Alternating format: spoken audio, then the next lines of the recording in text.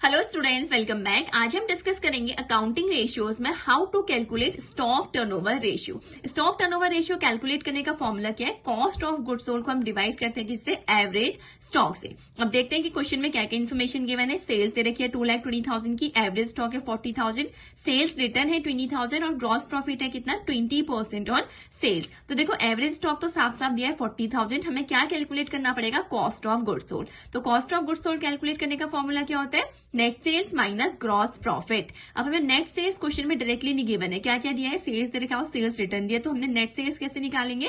Sales में से sales return को माइनस करके। मीन्स 2,20,000 जो हमारी सेल्स है उसमें से सेल्स रिटर्न यानी कि 20,000 को माइनस कर देंगे तो नेट सेल्स कितनी आ गई? 2 लाख। और दूसरा हमें क्या चाहिए? नेट सेल्स हो गई। दूसरा हमें चाहिए ग्रॉस प्रॉफिट। तो ग्रॉस प्रॉफिट कैसे निकलेगा? बोले ग्रॉस प्रॉफिट सेल्स का 20% है। तो हमने सेल्स निकाली थी अभी कितनी है? 2 लाख। इसका 20% क्या हो गया? हमारा ग्रॉस प्रॉफिट। तो कैसे निकला? 2 लाख मल्टीप्लाई बाई 20/100। तो ग्रॉस प्रॉफिट कितना निकल के आ गया?